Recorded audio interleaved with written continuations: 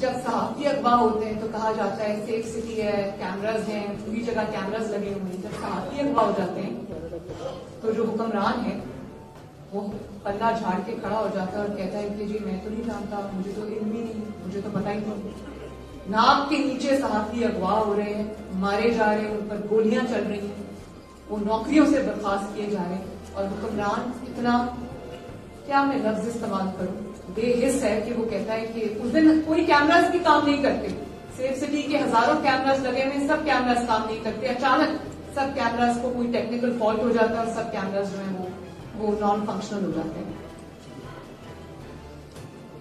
تو میں جہاں پر دیکھیں اس میں تو کوئی دو رائے نہیں، اور پورا پاکستان یہ جانتا ہے کہ اس ملک کو جادو ٹونے سے، جنتر منتر سے چلایا جاتا ہے، بلکہ اداروں کی عزت، اداروں کے وقار کا راگ الاپنے والے لوگ جو یہ کہتے نہیں تھکتے تھے میاں صاحب کے دور حکومت میں، اداروں کی عزت، اداروں کا، اس ادارے کی چند تقرریوں کو ایک شخص نے جو کہ کالی دال مل کے اپنے جسم پہ بیٹھتا تھا اور فلاں کا نام فلاں حرف سے شروع ہوتا ہے، فلاں کا نام فلاں حرف سے شروع ہوتا ہے، آج نتھیا گلی میں جانا ہے کیونکہ عوام کے بیچ میں یہ رہنا، بلوچستان میں کوئٹہ کے اندر ہزارہ برادری کے گلے کٹتے ہیں، وہاں نہیں جانا کیونکہ لاشوں کے پاس نہیں بیٹھنا منع کیا گیا ہے، اور DGISI کی اپوائنٹمنٹ روکی جاتی ہے صرف اس لیے کہ ٹائم فریم جو ہے، جو جنات نے دیا ہے یا جو کیا کہتے ہیں ان کو، جو موکلوں نے دیا ہے اس سے میچ نہیں کرتا. تو جب جنتر منتر سے ملک کی 22 کروڑ کی تقدیروں کا فیصلہ ہو رہا ہو تو آسمہ شرازی وہ بیٹھی ہوئی، جب انہوں نے یہ بات کی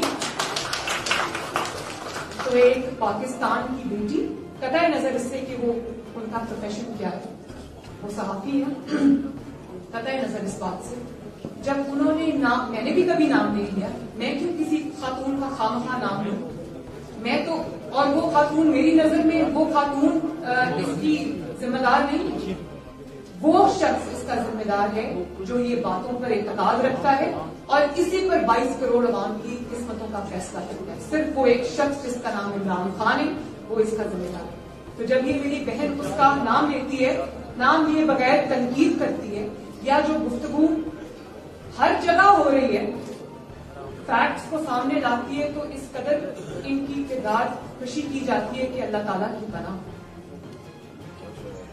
تو جہاں پر جس ملک کا یہ حال ہو، اس ملک میں ترقی کے خواب دیکھنا تو دور کی بات ہے، ہم تو تنزلی کے سفر کو روز دیکھتے ہیں صبح اٹھ کے کہ آج پاکستان کن گہرائیوں میں جو ہے وہ اکیلا جا رہا ہے. تو میں جو سچ بولے وہ نوکری سے جائے. اور بڑی عجیب سی بات ہے میرے بھائیوں اور بہنوں کہ مردہ ضمیر جب تک ہے تب تک شاباش، اس کو تھپک تھپک کے سلاتے ہیں کہ مردہ ضمیر ہے کیونکہ سازش میں حصے دار ہے، یا پھر اگر سازش میں ڈائریکٹلی حصہ دار نہیں ہے تو ڈرتا ہے، تو مردہ ضمیر ہے، اس کو تھپک تھپک کے سویا رہنے تو اس کے اوپر کبھی کوئی بات نہیں کرے گا. لیکن اگر کسی کا ضمیر جاگ جائے تو اس شخص کو بھی اور اس کی ضمیر کو مارنے کی لیے ایڑی چوٹی کا زور لگایا جاتا ہے. یہ ہے جو وہ پاکستان جس میں آج ہم سانس لے رہے ہیں. تو میں سیاستدان قربانیاں دیتے ہیں، بالکل دیتے ہیں، میں سمجھتی ہوں اس بات کو، دی بھی ہیں اور سیلف لیس ہو کے دی ہیں اس ملک کو ایک ڈائریکشن دینے کے لیے. لیکن اگر نواز شریف کو پابند سلاسل کیا گیا تو یہ کہنا زیادتی ہوگی، کہ یہ نہ کہنا زیادتی ہوگی کہ میر شکیل الرحمان صاحب کو بھی نیب کی سلاخوں کے پیچھے بند کیا. اگر شاہد خاقان عباسی صاحب، سعد رفیق صاحب، احسن اقبال صاحب، رانا ثناء اللہ صاحب، اگر انہوں نے جیل کی سہولتیں برداشت کی ہیں، جھوٹے مقدمات برداشت کیے ہیں، تو ابصار عالم نے بھی گولیاں کھائی. اگر مریم نواز کسی اسٹرگل میں جیل گئی ہے تو کدھر بیٹھے ہوئے حامد میر صاحب مجھے نظر نہیں آتا. تو حامد میر صاحب نے بھی ایک دفعہ تو سیدھی گولیاں 6 کے ساتھ، جو کہ شاید ابھی بھی موجود ہے ان کے جسم میں، آج بھی ان کا پروگرام بند ہے. اور مجھے اچھی طرح یاد ہے یہ ایک دفعہ میرا انٹرویو کرنے آئے, ہمارا طے ہو گیا اور انہوں نے آ کر مجھے کہا کہ میں بڑی معذرت چاہتا ہوں, مجھے آپ کا انٹرویو نہ کرنے کی اجازت ملی ہے نہ چلانے کی اجازت ملی. اور ایک دفعہ ندیم ملک صاحب میرا انٹرویو کر رہے تھے, تو ندیم ملک صاحب نے کہا کہ میں آپ کے انٹرویو کی تشہیر نہیں کروں گا, کیونکہ مجھے پتا ہے کہ اگر میں نے انٹرویو کا پرومو چلا دیا تو شاید انٹرویو نہ چلے, تو میں اچانک 8 بجے لائیو انٹرویو تو کروں گا. تو وہ لائیو انٹرویو لائیو کرنے کے باوجود صرف 10 منٹ چلا, اور انہوں نے سوال پوچھتے پوچھتے سوال روک دیا اور انہوں نے کہا دیدی بس 10 منٹ چل گئے, اس سے زیادہ ہمارا انٹرویو نہیں چل سکتا, باقی کام سوشل میڈیا پہ چلا دوں.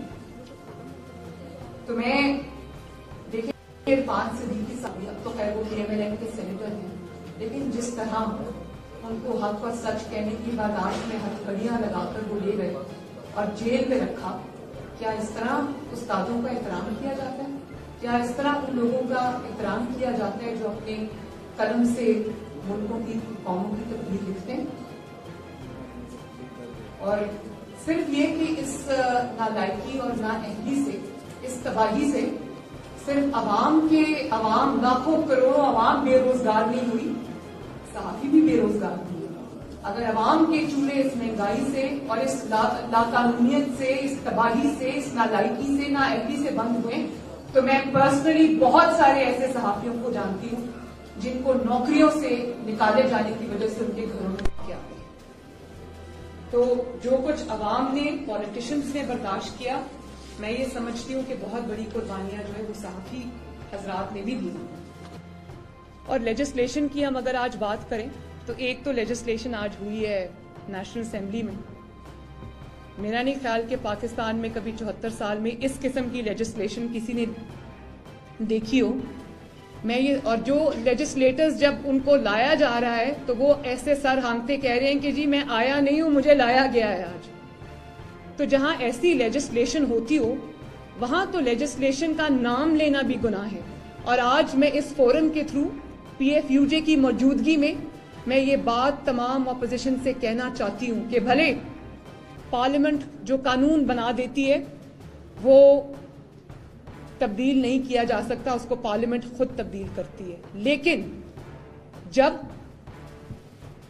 حکومتی پارلیمنٹیرینز اس بات سے ابھی قطع نظر کہ یہ پارلیمنٹ کس طرح بنی تھی اس بات پہ بھی ابھی آ جاتے ہیں, لیکن جب حکومتی ارکان خود یہ بات کہتے ہوئے پارلیمنٹ میں لائے جا رہے ہوں, ہانکے جا رہے ہوں, اور وہ یہ خود اپنی بات کا اعتراف کریں کہ ہم آج آئے نہیں ہیں, ہمیں لایا گیا ہے, تو میں آج اپوزیشن سے یہ ریکویسٹ کرتی ہوں کہ تمام اپوزیشن, چاہے وہ PMLN ہو, چاہے وہ پیپلز پارٹی ہو, چاہے وہ مولانا فضل الرحمان صاحب کی جماعت ہو یا وہ چھوٹی جماعتیں ہوں, جتنی بھی اپوزیشن ہے سب کو اکٹھا ہو کر اس جعلی لیجسلیشن کے خلاف کورٹ میں جانا چاہیے. اور کورٹ جب آپ کو یہ کہے کہ لیجسلیشن کو لیجسلیٹرز ہی بدل سکتے ہیں تو وہ تو لیجسلیشن کی بات ہوتی ہے جب لیجسلیٹرز اس کو بدلتے ہیں. جو دھونس سے, دھاندلی سے 20 تاریخ سے پہلے جو لیجسلیشن کروائی گئی ہو اس لیجسلیشن کو آپ نہیں جانتے, میں نہیں جانتی, یا قوم نہیں جانتی,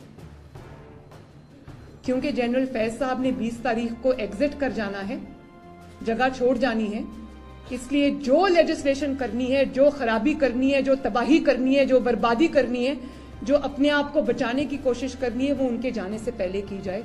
تو میں یہ کہہ دینا چاہتی ہوں سب کے سامنے, کسی خوف کے بغیر, میں سامنے کھڑی ہو کے یہ بات کہہ رہی ہوں کہ یہ آج جنرل فیض نے اپنی چارج شیٹ میں ایک بہت بڑے اور گناہ کا اضافہ کر لیا.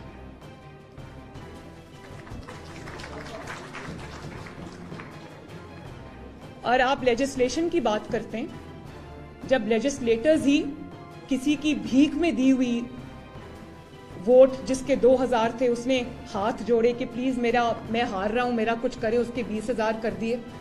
کوئی جیتنے والے کے 40,000 ووٹ تھے, اس کا 1 0 کینسل کر کے اس کے 4,000 کر دیے.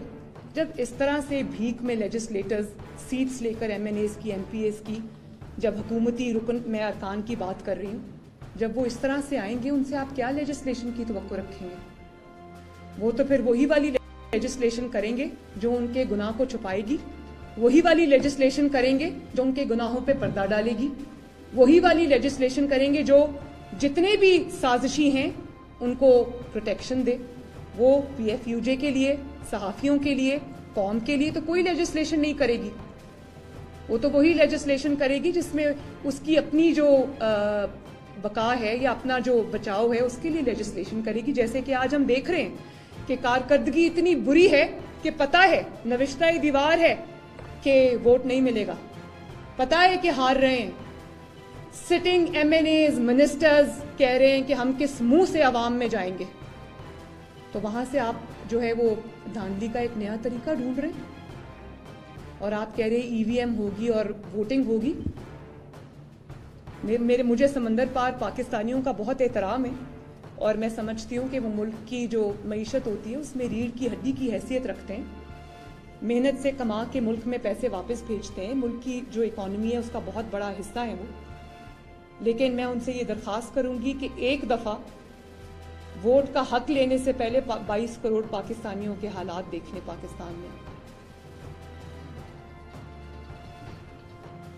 اور جہاں پر لیجسلیشن صحافیوں کو سبق سکھانے کے لیے کی جاتی ہو، اوپوننٹس کو سبق سکھانے کے لیے کی جاتی ہو، سچ بولنے والے ججز کو، آئین اور قانون پہ چلنے والے ججز کو سزا دینے کے لیے لیجسلیشن کی جاتی ہو، تو وہاں سے میں کس لیجسلیشن کی توقع رکھوں؟ وہاں میں اگر اس وقت آپ کا ساتھ دینا بھی چاہوں تو میں کیا ساتھ دے سکتی ہوں سوائے اس کے کہ میں آپ کو یہ کہوں کہ میں آپ کے ساتھ ہوں.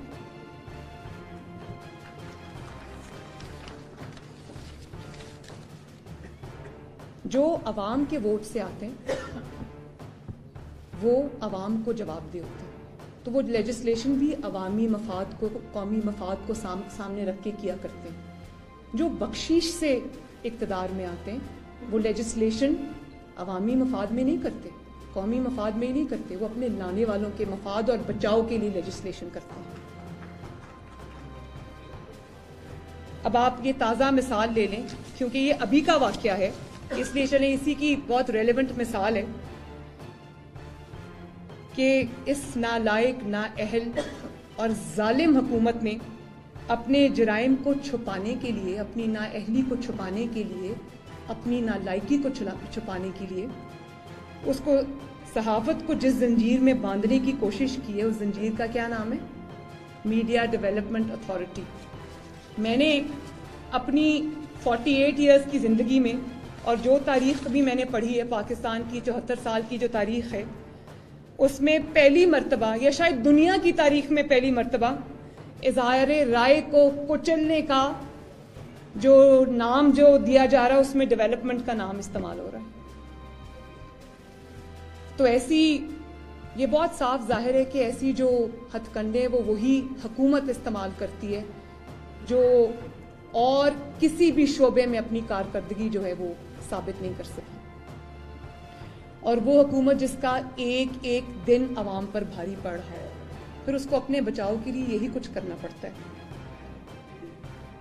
میں یہ سمجھتی ہوں کہ آج اس حکومت نے عوام کی خدمت کی ہوتی، روٹی سستی کی ہوتی، آٹا سستا کیا ہوتا، بجلی سستی کی ہوتی، گیس سستی کی ہوتی، یا چلے وہ نہ کیا ہوتا، کچھ آئین اور قانون نام کی چیز اس ملک میں کہیں نظر آ رہی ہوتی، عوام کا درد نام کی کوئی چیز نظر آ رہی ہوتی، جو ایک وہ کہتے ہیں کہ عوام کا دکھ، تکلیف، درد جو حکمران کے سینے میں ہونا چاہیے وہ کہیں نظر آ رہا ہوتا، تو پھر اس کو یہ قدغن لگانے کی ضرورت نہ پڑتی، صحافیوں کی اور باقی لوگوں کی کردار کشی کی ضرورت نہ پڑتی، ان کو اٹیک کرنے کی ضرورت نہ پڑتی، ان کو مارنے کی ضرورت نہ پڑتی، ان کو نوکریوں سے نکالنے کی ضرورت نہ پڑتی. بھائی اگر اتنے ہی سچے ہو، اتنی اچھی کارکردگی ہے تو چلنے دو نا، سچ کو چلنے دو ٹی وی پر، کیوں روکتے ہو؟ میں اس وقت اپنی حکومت کی کوئی تعریف نہیں کرنا چاہتی بالکل بھی، یہاں پر حکومت کی بات، میری حکومت کی بات نہیں ہو رہی، لیکن کیا آپ لوگ گواہی دیتے ہیں کہ جب پیناما کیس چلا تو آپ لوگ، میں خود نہیں فگر گنواتی، آپ کائنڈلی فگر گنوا دیں کتنے ٹاک شوز ہوئے پیناما کے اوپر، ذرا کائنڈلی گنوا دیں. سینکڑوں نہیں، 4000 ٹاک شوز ہوئے. اور یہ میں نے پتہ ہے فگر کہاں سے لی ہے؟ ARY سے. انہوں نے کہا ہم نے 4000 شوز کیے ہیں، ہمیں تو کبھی PMLN की हुकूमत ने कुछ नहीं कहा था। तो जिस तरह आज ये अब आप लोगों के लिए सवाल छोड़ के जा रही हूँ, जिस तरह आज जजेस को धौंस और धांधली से उनको दबाकर उनको ब्लैकमेल करके अभी ये जो हमारे एक्स चीफ जस्टिस है साकिब निसार साहब, उनके खिलाफ एक एफिडेविट आया है, अभी उनके खिलाफ एक स्टेटमेंट आई है जो उन्होंने गिलगित बल्तिस्तान के जो चीफ जज हैं उन्होंने दी है। तो जिन्होंने साकिब निसार को प्रेशराइज किया, जिन्होंने शौकत अजीज सिद्दीकी साहब को घर जाके एक तरह से धमकी देने की कोशिश की और जोड़ तोड़ करने की कोशिश की, पॉलिटिकल मैनूवरिंग करने की कोशिश की, जिन्होंने वो अरशद मलिक साहब मरहूम को, जो जज थे जिन्होंने नवाज शरीफ साहब को सज़ा दी थी, जिन्होंने उनको उनकी कोई पुरानी वीडियो दिखा के ब्लैकमेल करने की कोशिश की। आज लोगों को पता है कि अरशद मलिक कौन है, लोगों को पता है कि शौकत अजीज सिद्दीकी साहब कौन है, लोगों को ये भी पता है कि एक्स चीफ जस्टिस जो है साकिब निसार साहब वो कौन है। लेकिन जो हाथ उनकी डोरियां खींच रहे थे, डोरियां हिला रहे थे, क्या उसका भी कोई नाम लेता है? क्या वो किसी को नजर आते? नहीं आते। तो अब पाकिस्तानी कौम को, हर इदारे को ये सबक सीखना होगा कि ना प्रेशर को मानना है, ना ब्लैकमेलिंग को मानना है, क्योंकि वो आपके चेहरे दागदार करके वो खुद 7 पर्दों के पीछे जाके छुप जाते हैं। और उन पे बात करो तो आप पे तौहीन लगती है, उन पे बात करो तो आप गद्दार ठहरते हैं। आज आप बलूचिस्तान की बात करें, जो हमारा मुल्क एक जिस्म है, वो एक जिस्म का टुकड़ा है। हामिद मीर साहब बात करते हैं उनकी, आप ये यकीन करें, मैंने एक ट्वीट की बलूचिस्तान के लिए, मुझे उस वक्त इस बात का इल्म नहीं था कि वो जो बैनर फ्लाई कर रहा था उस पर लिखा हुआ था कि कुछ लिखा हुआ था कि बलूचिस्तान, जस्टिस फॉर बलूचिस्तान। तो मुझे नहीं पता था कि उस बैनर के पीछे क्या कहानी है या उसको किससे जोड़ा जा रहा था। मैंने बलूचिस्तान के लिए आवाज़ उठाई क्योंकि मैंने बलूचिस्तान में जाके देखा कि किस तरह वहाँ पर लोगों के गले कटते हैं तो उनको इंसाफ नहीं मिलता। मैं जानती हूँ, मैं उन 2 बहनों से मिली जिन्होंने मुझे कहा कि मरियम आपा, हम, वो 2 बहनें थी, शायद एक 18 साल की थी, एक 19 साल की थी। उसने कहा कि ये हमारे जितने भी घर के मर्द हैं, ये सब के लाशें पड़ी हैं, इनके गले कटे, और अब हमारे ख़ानदान के अंदर कोई ऐसा मर्द नहीं बचा जो इन लाशों को कंधा दे सके। मैंने खुद देखा। और आज जो मिसिंग पर्सन्स की बात करे, जो बलूचिस्तान के हक की बात करे, उसको आप गद्दार करार दें, आप उस पर डॉन लीक्स लगाते हैं, आप उसको इंडियन एजेंट करार देते हैं। मुझे ये बताएं कि क्या पाकिस्तान का रहने वाला कोई शख्स जो पाकिस्तान से प्यार करता है, जब वो बलूचिस्तान की बात करता है तो वो गद्दारी करता है? मुझे वो ट्वीट डिलीट करनी पड़ी। मैं कभी उसको डिलीट नहीं करना चाहती थी, लेकिन क्योंकि उसको कहा जाता है कि इंडियन प्रोपेगेंडा है, इंडियन प्रोपेगेंडा है, इसलिए मुझे वो ट्वीट डिलीट करनी पड़ी। क्योंकि मैं हर चीज का इल्जाम बर्दाश्त कर सकती हूँ। मैंने अपने ऊपर चोरी का इल्जाम बर्दाश्त किया, मैंने अपने ऊपर झूठ बोलने का इल्जाम बर्दाश्त किया, मुझे इतनी तकलीफ नहीं हुई। लेकिन जब आप मुझे इंडिया का एजेंट कहेंगे तो मुझे यहां तकलीफ होती है। और आप देखें कि मुझ जैसी शख्स को, जो अल्लाह ताला के सिवा किसी से नहीं डरती, या थोड़ा बहुत शायद नवाज शरीफ साहब से डरती हूँ, और मैं किसी से नहीं डरती, मुझे वो ट्वीट डिलीट करनी पड़ी क्योंकि बलूचिस्तान के लिए बात करने वाले को इंडियन एजेंट कहते हैं। अगर मैं मान भी लूं कि वो इंडिया का प्रोपेगेंडा है, तो आपने इंडिया को वो प्रोपेगेंडा करने का मौका क्यों दिया? क्यों हालात को उस नहज पर पहुंचने दिया कि बलूचिस्तान की आवाज को इंडिया की आवाज कहा जाए? और जब आज हम ये बात करते हैं तो हम गद्दार हैं, हामिद मीर साहब गद्दार हैं। तो मुझे तो समझ नहीं आती कि ये मुल्क किस तरह ठीक होगा, किस तरह आगे बढ़ेगा। ये दे दें मुझे प्लीज, थैंक यू। और मैं ये भी पूछना चाहती हूँ आप सबसे कि क्या, ये पकड़िए, कि क्या जब हक और सच को दबाने की कोशिश की गई, जितने भी सहाफ़ी नौकरियों से गए, उनके शोज़ बंद हुए, उनको गोलियां मारी गईं, उनको ताकत के नशे में उनको मारा गया, उनको घरों से अगवा किया गया, तो क्या आज कौन सा ऐसी हकीकत है, कौन सा ऐसा सच है जो आज पूरा पाकिस्तान नहीं जानता? क्या हक को रोक सके आप? क्या प्रोग्राम बंद करने से आप सच को रोक सके? आज जो बात आप छुपाना चाहते थे, जो बातें आप छुपाना चाहते थे, पूरा पाकिस्तान उन बातों को अच्छी तरह जानता है।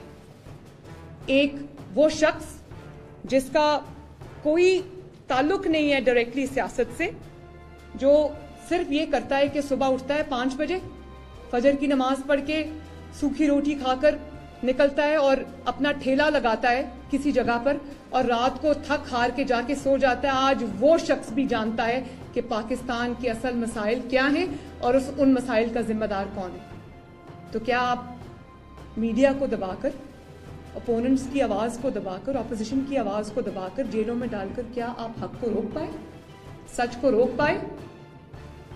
आप ये बात याद रखें कि जब आप मीडिया का गला घूंटते तो आप पाकिस्तान का गला घूंटते। और जितनी पाबंदियां, डिक्टेटरशिप तो अलग बात है, डिक्टेटरशिप में तो खैर बात ही कुछ और होती है, लेकिन डिक्टेटरशिप ना होते हुए जितने बुरे वक्त से आज पाकिस्तान गुजर रहा है, सहाफ़ी गुजर रहे हैं, मीडिया गुजर रहा है, मेरा नहीं ख्याल कि इतनी पाबंदियां डिक्टेटरशिप के अलावा कभी लगी होंगी और इतना डिक्टेशन कभी टीवी चैनल्स को, एंकर्स को, सहाफियों को आई होंगी कि फलां का नाम क्यों लिया है। एक कर्नल और एक ब्रिगेडियर बैठ के अगर आपके टीवी चैनल्स चलाएंगे, आपकी पार्लियामेंट को चलाएंगे, तो आपका मुस्तकबिल क्या है आपको सामने लिखा हुआ नजर आ रहा है। और फिर एक बात चली कि मुस्बत रिपोर्टिंग करें चंद माह के लिए। तो मैं पूछना चाहती हूँ अपने सारे सहाफ़ी बरादरी से जो यहाँ बैठे हुए हैं कि क्या मुस्बत रिपोर्टिंग करेंगे आप ये कहेंगे कि चीनी जो है वो 150 रुपये किलो नहीं है, 30 रुपये किलो है, जिस मर्जी दुकान से जाके ले, क्या ये मुस्बत रिपोर्टिंग है? या ये मुस्बत रिपोर्टिंग है कि डॉलर जो है वो आज 180 के करीब नहीं पहुंच गया, आज वही 5 साल पहले 97 पे खड़ा है डॉलर? क्या ये मुस्बत रिपोर्टिंग है? क्या आपसे ये तवक्को की जाती है? या आप ये कहें कि जी पेट्रोल डीजल बिल्कुल महंगा नहीं हुआ और बहुत सस्ता है और वो तेल की धारें देखें मुफ्त मिल रही हैं, जाएं जाके ले लें? या आप मुस्बत रिपोर्टिंग ये करेंगे कि 50 लाख घर जिनका वादा किया गया था, ये चाबियां पड़ी हैं, जिसका दिल करता है 50 लाख घरों में से घर की चाबी उठाए और घर में दाखिल हो जाए? या ये मुस्बत रिपोर्टिंग है कि 1 करोड़ नौकरियां जो देनी थी, आज आप अपने घरों से निकले? आसमा शराजी साहिबा, आप काइंडली ये रिपोर्ट कीजिएगा कि 1 करोड़ नौकरियों की बरसात हो रही है, तो अपने घर से जब निकले तो छतरियां लेके निकले, वरना नौकरियां सर पे गिरेंगी।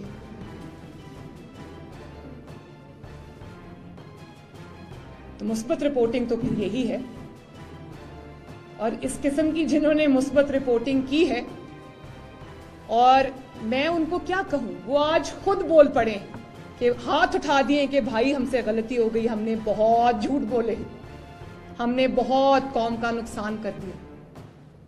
मैं आपका एहतसाब क्या करूं या कौम आपका एहतसाब क्या करेगी? मुझे खुशी है इस बात की कि आपने खुद अपना एहतसाब किया, आपने खुद इस बात का एहसास किया कि आपसे भी गलती हुई है। मैं अब सब मीडिया को टारगेट नहीं करती, एक सेक्शन ऑफ मीडिया है जिन्होंने रात को दिन कहा और दिन को रात कहा, तो आज मैं उनके जब इंटरव्यू सुनती हूँ, आप यकीन करें कई दफ़ा बहुत सारे जुमले जो मैं रिवाइंड करके सुनती हूँ, क्योंकि मुझे यकीन नहीं आता कि ये वही शख्स है जो अभी 2 साल पहले या साल पहले कुछ और कह रहा था।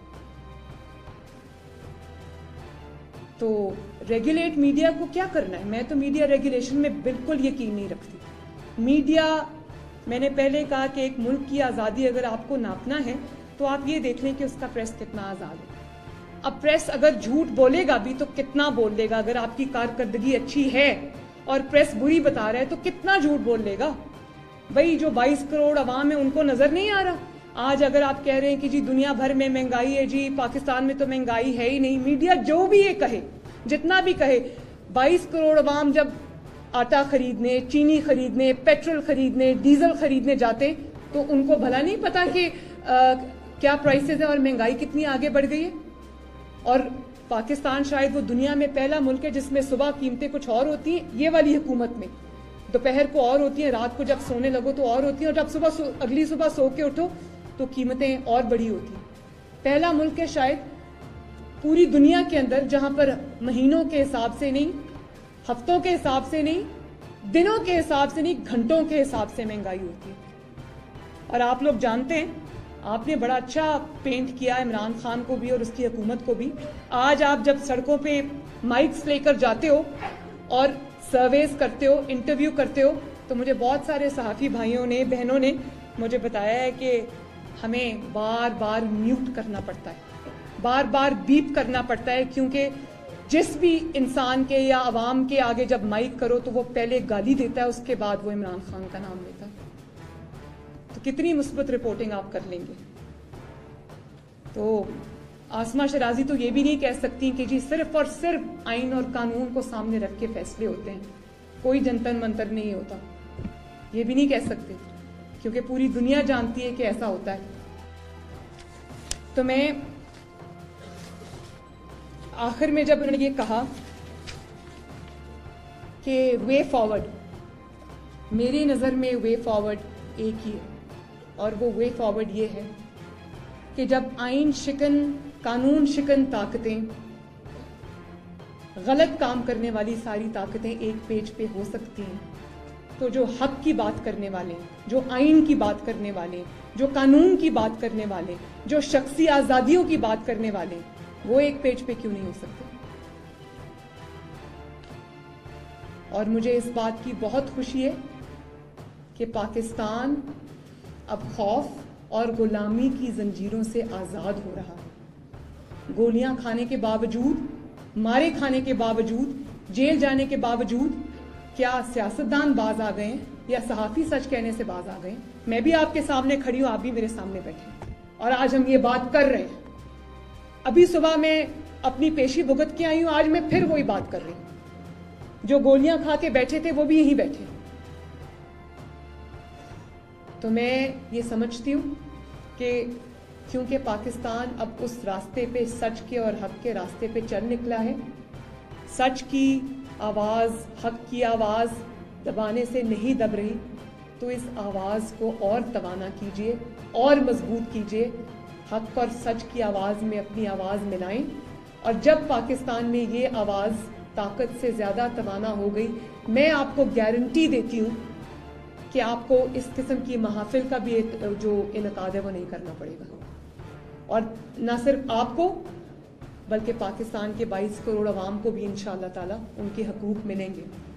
तो इसको जो गिरती हुई दीवार है, इसको बहुत बीटन जुमला है, ये बहुत मर्तबा इस्तेमाल होता है, लेकिन इस गिरती हुई खौफ की दीवार को, गुलामी की दीवार को आप सबको, हम सबको मिलकर आखिरी धक्का लगाना, ठीक है ना?